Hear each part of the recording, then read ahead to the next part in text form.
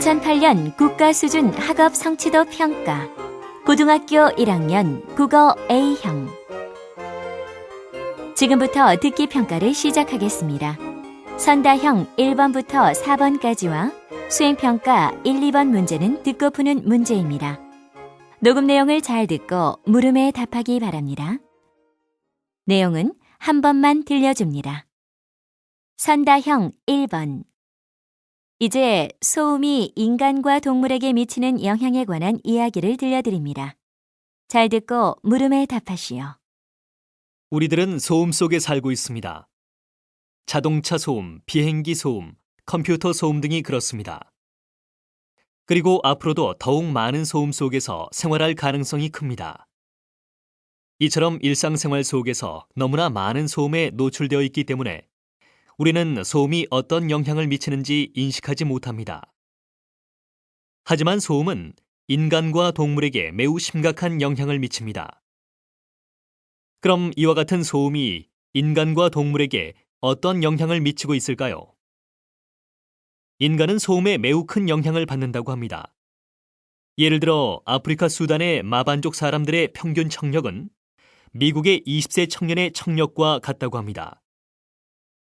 또한 소음이 심한 공장에서 일하는 사람들은 같은 나이의 사람들보다 대개 청력이 약하고 신경질적이라고 합니다. 이런 점들은 모두 소음의 영향 때문입니다.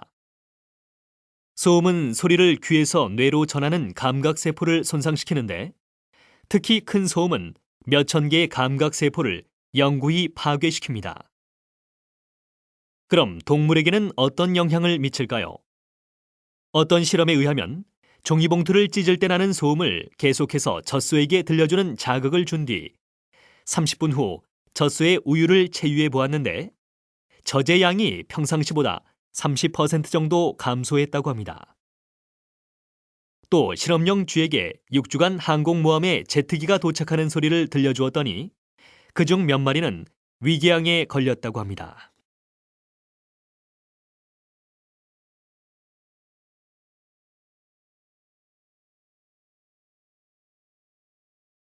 선다형 2번. 이번에는 이야기의 일부를 들려드립니다. 잘 듣고 물음에 답하시오. 나흘 전 감자 조각만 하더라도 나는 저에게 조금도 잘못한 것은 없다. 계집애가 나무를 캐러 가면 갔지 남 울타리 엮는데 생이질을 하는 것은 다 뭐냐? 그것도 발소리를 죽여가지고 등 뒤로 살며시 와서 예, 너 혼자만 일하니? 하고 긴치 않은 수작을 하는 것이다. 어제까지도 저와 나는 이야기도 잘 않고 서로 만나도 본척 만척하고 이렇게 점잖게 지내던 터이련만 오늘로 갑작스레 대견해졌으면 웬일인가? 항차 망하지만한 계집애가 남 일하는 눈 보고 그럼 혼자 하지 때로 하디? 내가 이렇게 내뱉은 소리를 하니까 너 일하기 좋니? 또는 한여름이나 되거든 하지 벌써 울타리를 하니? 잔소리를 두루 늘어놓다가 남이 들을까봐 손으로 입을 틀어막고는 그 속에서 깔깔댄다. 별로 웃을 것도 없는데. 날씨가 풀리더니 이놈의 계집애가 미쳤나 하고 의심하였다. 게다가 조금 뒤에는 즈 집게를 할금할금 돌아다 보더니 행주치마에 속으로 꼈던 바른 손을 뽑아서 나의 턱 밑으로 불쑥 내미는 것이다. 언제 구웠는지 아직도 더운 김이 획 끼치는 굵은 감자 3개가 손에 뿌듯이 쥐었다.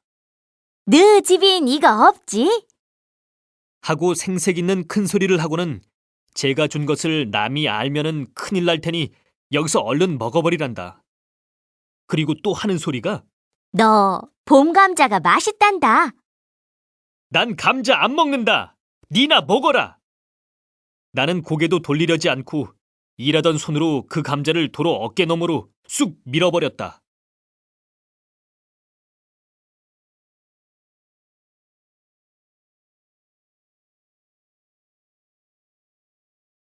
수행평가 1번. 이번에는 소떼에 관한 수업 내용의 일부를 들려드립니다. 잘 듣고 물음에 답하시오. 여러분, 소떼가 무엇인지 알고 있나요? 민속촌이나 박물관에 갔을 때 한 번쯤은 솥대를 본 경험이 있을 것입니다. 오늘은 솥대에 대하여 알아보겠습니다. 솥대는 새 모양의 장식을 꼭대기에 달고 있는 긴 나무 막대기입니다. 솥대는 우리나라에만 있었던 것이 아닙니다. 만주, 몽골, 시베리아, 일본 등 동북아시아 문화권에 넓게 분포하고 있습니다. 이러한 솥대가 처음 만들어진 시기는 청동기 시대라고 하는데 지금도 우리나라 곳곳에서 발견됩니다. 솥대는 마을의 수호신으로 여겨져 왔습니다. 그래서 신앙의 대상이기도 했고 성스러운 장소를 의미하는 상징물이기도 했습니다. 이러한 솥대는 단독으로 세워지는 경우가 많지만 장승이나 선돌, 탑이나 신목 등과 함께 세워지는 경우도 있습니다. 솥대의 맨 꼭대기에는 새 모양의 장식을 했는데 왜 그랬을까요? 옛날에는 새를 지상과 천상을 이어주는 신령스러운 존재로 여겼습니다. 고구려를 세운 주몽이 부여에서 도망치던 도중에 비둘기로부터 보리씨를 전해받았다는 이야기, 신라의 석탈의 신화에 등장하는 까치 이야기 등이 그 예입니다. 솥대의 새 역시 이와 관련됩니다. 이러한 새를 솥대 위에 장식함으로써 마을의 안녕과 풍요로운 수확이 보장된다고 믿었던 것입니다.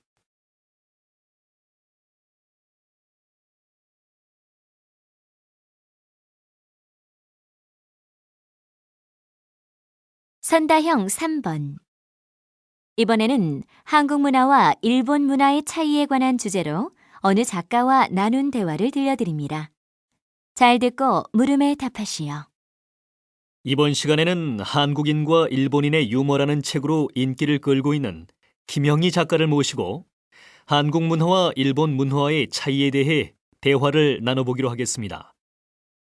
김 작가님, 안녕하세요. 안녕하세요. 김 작가님은 몇 년이나 일본에 계셨나요? 네, 15년간 일본 생활을 했습니다. 한국인과 일본인은 농담을 받아들이는 태도가 다르다고 책에서 말씀하셨는데 구체적인 사례를 말씀해 주실 수 있는지요? 네, 몇 해 전에 한국인 교수 한 사람과 같이 소문난 일본 음식점에 간 적이 있었는데요. 그 교수는 일본은 처음이지만 일본 말을 꽤 잘했죠. 요리사가 만들어준 맛있는 음식을 먹어서인지 그는 몹시 기분이 좋아졌습니다. 그러자 그는 한국식 농담으로 참말로 별미입니다. 그래서 너무 많이 먹었는데 배가 아프군요. 제게 약값을 주셔야겠습니다. 라고 요리사에게 말했습니다. 그런데 요리사가 어떻게 반응했는지 아세요? 글쎄요. 우리 같으면 아, 그렇습니까? 맛있게 드세요 라고 말하면서 맞장구를 쳤을 것 같은데요. 아닙니다. 그 일본인 요리사는 당황하는 거예요. 그러면서 요리사는 진지하게 배가 아프시다니 제가 뭐 잘못했나요? 라고 말하더군요. 그 요리사는 무슨 문제가 생겼는가 걱정하는 눈치였습니다. 좋은 것을 나쁜 것에 걸어서 말하는 한국인의 농담을 일본인 요리사는 알아들을 수 없었던 것이지요. 참으로 어색한 상황이었겠네요. 한국에서 장난이나 농담으로 통하는 말을 일본 사람에게 그대로 했다가는 큰 실수를 하겠네요. 우리는 많은 신세를 졌다고 느끼면 이런 원수를 어떻게 갚아야 되지? 라고도 말하는데 말입니다. 네. 이처럼 우리는 반어적 표현을 농담으로 사용하기도 하는데 일본 사람들은 그런 문화가 없습니다. 일본 사람들은 엄숙한 상황에서는 엄숙한 표현만을 해야 한다고 생각하는 경향이 강합니다. 그래서 일본 문화는 다소 경직되어 있다고 볼 수 있습니다.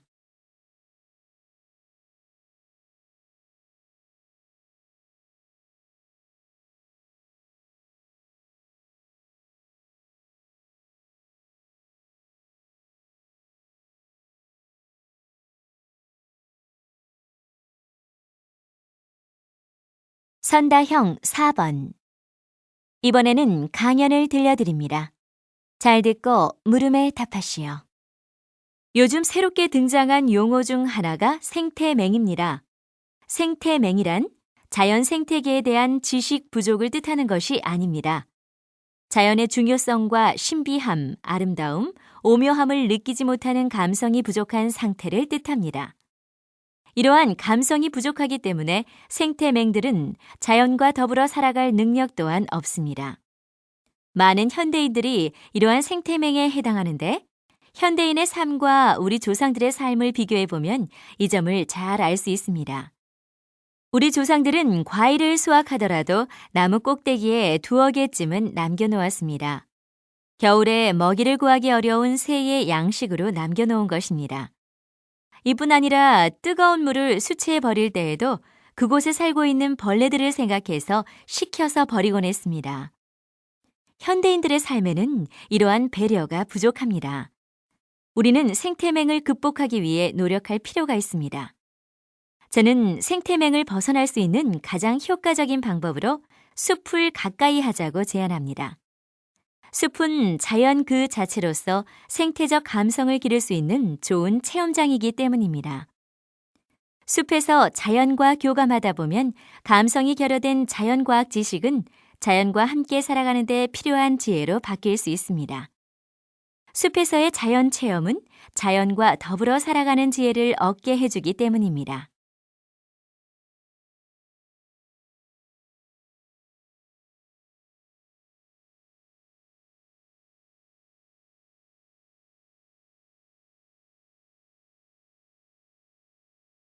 수행평가 2번.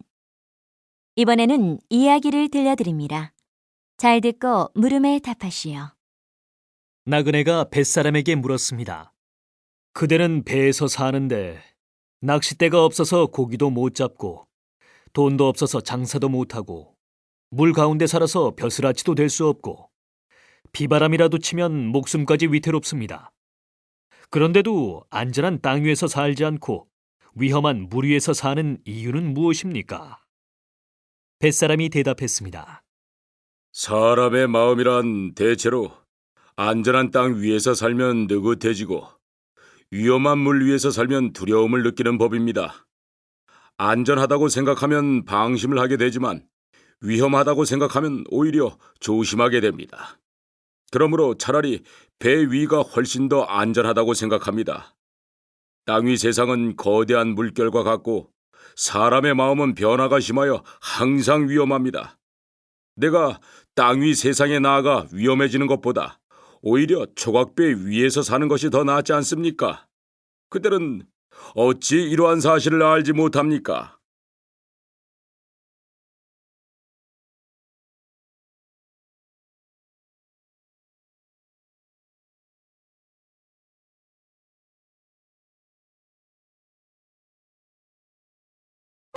이제 듣기 문제가 모두 끝났습니다. 선다형 5번부터는 문제지의 지시에 따라 답하기 바랍니다.